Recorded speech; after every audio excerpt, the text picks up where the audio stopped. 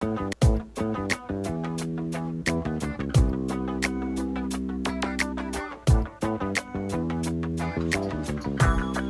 to the Alchemist Show.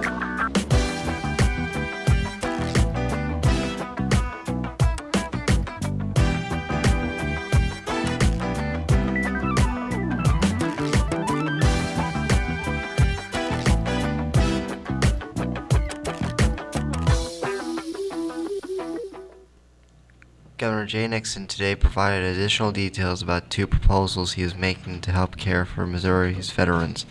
Speaking in Jefferson City to the Missouri Association of Veterans Organizations, the governor talked about his plans to complete $14.5 million in needed repairs and renovations at 4 of the homes, and to construct a new veterans home to reduce the list of veterans waiting to get into one of the state's existing homes. Missouri has 7 veterans homes located throughout the state that provide long-term skilled nursing care for eligible elderly or disabled veterans.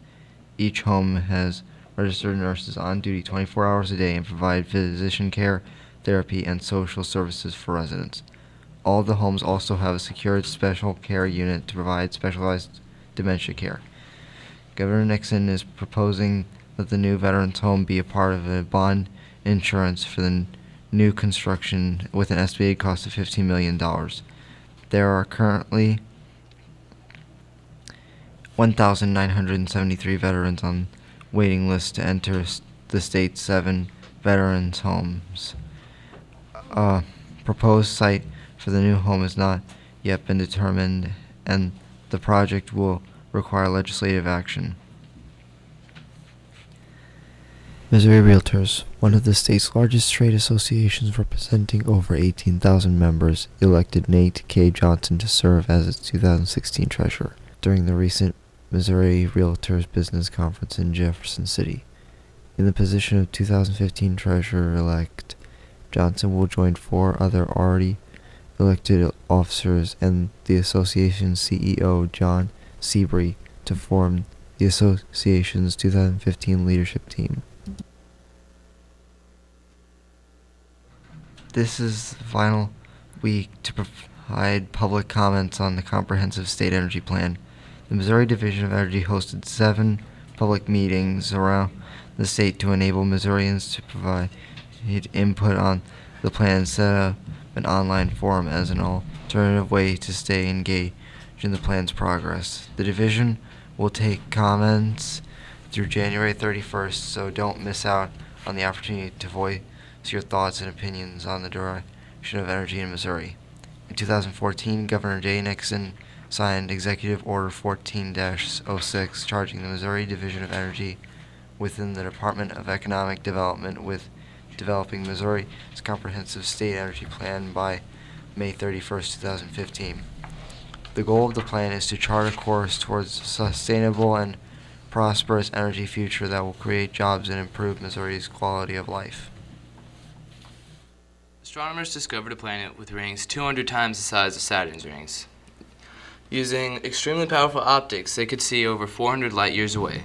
While the astronomers were looking through this high-powered telescope, the astronomers discovered this planet. They gave it the name J1407b.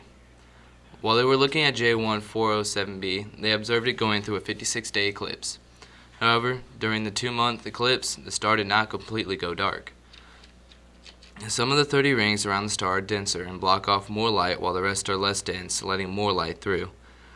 J1407b is much larger than Saturn, and if it sat in Saturn's place, it would be easily seen at night and would be much larger than a full moon. The Ebola epidemic is ending, as the number of Ebola cases have dropped to the lowest number since it started. The response to Ebola has switched from slowing the spread of the disease to ending the epidemic. There have been more than 22,000 reported cases that have been confirmed, probable, or suspected, with at least 8,800 confirmed deaths. The latest World Health Organization report shows that children up to the age of 15 are more immune to the disease, while people's ages 15 to 24 are 3 times more likely to be affected by the disease, which can only be caught by being in contact with an infected individual's bodily fluids. Homeless veterans has been a problem in the U.S. for years. Last year, over 300 mayors vowed to end veteran homelessness in New Orleans before the end of 2015. New Orleans was able to achieve this goal before the new year even came. New Orleans was able to celebrate the accomplishment for the New Year's. On January 2nd, social workers moved the last known homeless veteran into his new apartment. This officially made New Orleans the first city in the U.S. to end veteran homelessness. Over 200 veterans were placed in homes since it started.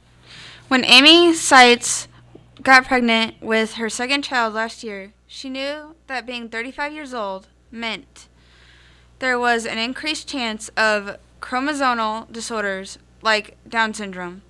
She wanted to be screened, and she knew just what kind of screening she wanted. A test that's so new, some women and doctors don't quite realize what they're signing up for. This kind of test is called cell-free fetal DNA testing.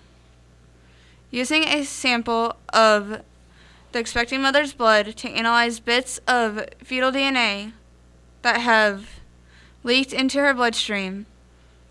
It's only been on the market since October 2011 and is not regulated by the Food and Drug Administration. The Food and Drug Administration does not regulate this type of genetic testing service. Several companies now offer the test, including Sympnotic and Alumni. Insurance coverage varies, and doctors often only offer this test to women with a high risk because of things like advanced maternal age. To her, it sounded great. She didn't want to have an invasive procedure like amniocentrics or chronic villus sampling. Those are considered a golden standard for prenatal genetic testing, but doctors must put a needle into the womb to collect cells that contain fetal DNA, which means a small risk of miscarriage. The measles outbreak that started at Disneyland and one other California theme park is expanding, with 59 confirmed cases in patients ranging in age from 7 months to 70 years. The California Department of Public Health has linked 42 of these cases to people who have visited Disneyland or Disneyland's California Adventure Park. Intentionally, cases were linked to people who visited the parks in mid-December, but health officials now say that other people with measles were at the park on January, while infectious and also have spread the disease. The outbreak has spread beyond California, with several cases in Utah, Washington, Colorado, and Oregon. Mexico has also confirmed a case. Vaccination status is known for 34 of the California patients. State officials say that 28 were not vaccinated at all. 1 was partly vaccinated, and 5 were fully vaccinated. 6 of the unvaccinated were babies, too young to even be vaccinated. Measles is not a trivial illness, state epidemiologist Dr. Gil Chavez said Wednesday. It can be a very serious disease with devastating consequences. Also, consequences that include pneumonia, syphilis, and even death. Before the measles vaccination was introduced in 1963, 500 people a year died of this disease nationwide. In a current outbreak, 25% of the people with measles have been hospitalized. A doctor uses a 3D printed heart to save a 4-year-old Florida girl's life. On January 23, 2015, a surgery was performed using 3D printing in Florida, this time to save the life of a young heart patient in what might have been her final days. In a desperate attempt to fix Adeline's heart, a team of cardiovascular surgeons at Miami Children's Hospital turned to 3D printing to help pave the way for a successful operation. Using the 3D model, the doctors were able to plan a unique surgery that had never been performed.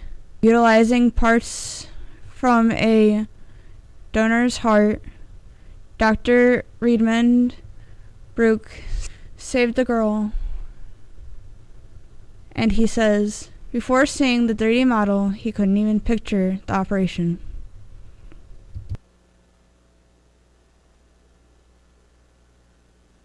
Hey, John here with some info on Super Bowl commercials. The first ones I'll be talking about are influential commercials from the Super Bowl.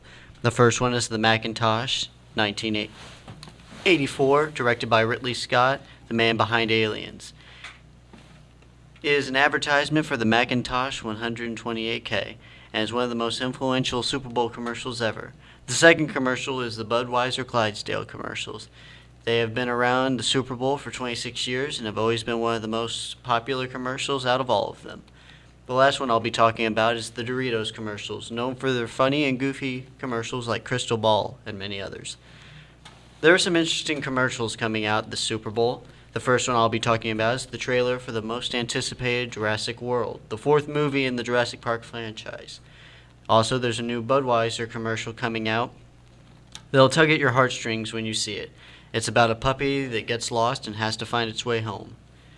And you'll always have to be ready for the funny, over-the-top commercials from the likes of Doritos, M&M's, and Subaru.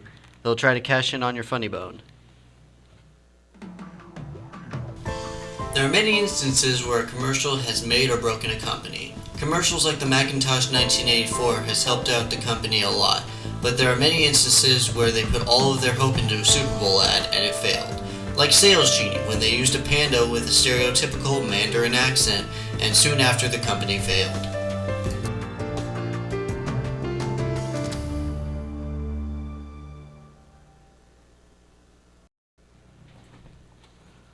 For the second year in a row, we have a marquee Super Bowl matchup, with the defending champion Seattle Seahawks taking on the New England Patriots. It's also the second straight year in which both conferences' number one seeds have reached the big game. And just like last year when the Seahawks-Broncos matchup led Nevada sportsbooks to handle a record $119 million in wagers, we are well on our way to a similar amount by the time all the tickets are totaled this Sunday.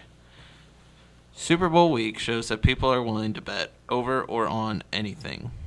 Here are just a few examples of the weird bets that are going on in Las Vegas this week. First one is there are exactly one bet on the Seahawks scoring exactly 4 points, which has never happened in the modern football era. The betting odds on this bet is 9,999 to 1, so the man who put $5 on it is looking at a $50,000 payday.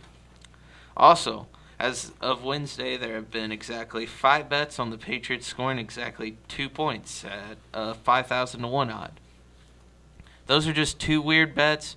Also, there are many people betting on the game going to overtime and many random things like that. Seahawks running back Marshawn Lynch is mostly known for his performances on the field, mostly because he rarely speaks to reporters, and his silence during last year's Super Bowl became one of the biggest stories of that week. During Tuesday's media day, Lynch answered every question with some variation of, "I'm here so I won't get fined." For Lynch, there is no mystery to his ultra-private nature. Being from Oakland, you see a lot of things, Lynch said. You see friends turn on friends all the time. You see family turn on family. So I feel like if I'm going to rock with you, then I'm in 100%. And if you're going to know that, I've been pretty good at reading people. If you rocking with me because you're just a solid individual, then we're rocking. But if you got a motive or something, I'm going to probably see right through that. The problem, of course, is that Lynch has created his share of problems with that approach recently. He received a $100,000 fine by stiffing the media until the end of 2014 regular season. The league has also fined Lynch twice this season for grabbing his crotch after touchdowns. $11,050 after a December 21st win over Arizona, and $20,000 following Seattle's 28-22 overtime win over the Green Bay Packers in the NFC Championship game, and announced that any similar gestures during the Super Bowl would result in a 15-yard unsportsmanlike conduct penalty. If that isn't enough, he planned to break out gold cleats against the Packers until the league said he wouldn't be allowed to play if he wore them. But if you ask Lynch's teammates, they all say that he is the best teammate they ever had. Thanks for listening to the Alchemist Show this week. All Alchemist shows are student produced by the digital media class at the Perryville Area Career and Technology Center. Catch us next time.